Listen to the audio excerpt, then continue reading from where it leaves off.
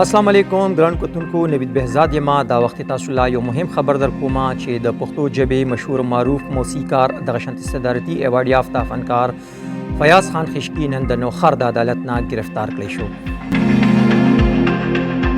ګران کتونکو دا گرفتاری په څه وجه په عمل کې راغله؟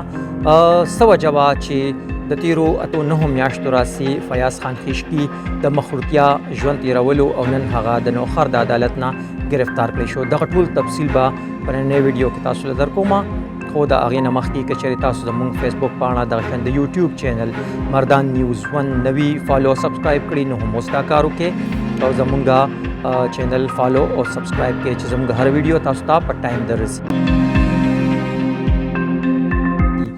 ګران کتونکو تفصیل څه داسې دی چې د نن نه څو میاشتې وړاندې یعنې په 18 فروری 2023 فیاض خان خشکی په خپله حجره کې د پښتو ژبې شاعر او فنکار بخت بازلي قتل کړی و. د څه الزام له کبله چې نوخر عدالت فیاض خان خشکی اشتهاري ګرځولی و.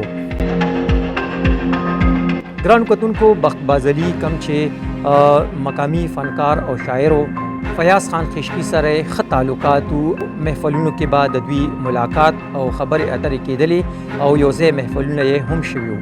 ولې پس خبره باندې د دوی په منځ کې زباني تکرار یعنې تاوتریخوالی راغلی و او داسې ویل کېږي چې بخت بازلي سره د یو ملګري په موټر سایکل باندې د فیاض خان خشکی حجرې ته سره د وسلې راغلل او داسې اندېښنه وه چې فیاض خان خشکی او د هغه ورور خانیاز قتل کوي.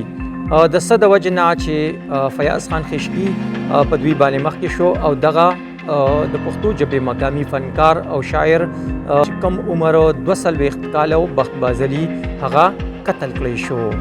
ګران کتونکو د بخت بازلي د رور ګلزیب د وینا مطابق مشهور او معروف فنکار فیاض خان خشکی با اثره ګڼل کېدی شو. د څه د وجې نه چې د هغې د ګرفتارۍ کې 8 میاشتې ولګېدې. ګران کتونکو بلخوا دا هم وینا ده چې فیاض خان خشکی حجرې ته بخت بازلي د قتل په خیال باندې نو راغلی او هغه ناحق قتل کړی شو.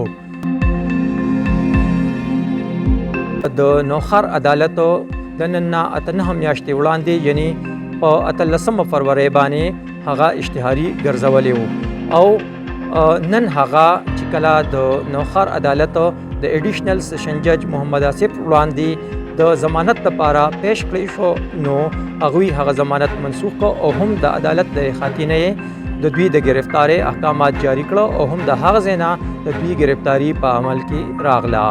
ګران کتونکو د فیاض خان خشکی په هکله باندې باز تاسو ته دا ووایم چې فیاض خان خشکی د پښتو ژبې نوموړی سندرغاړی دی او د پښتو ژبې یې بلا خدمت کړی دی.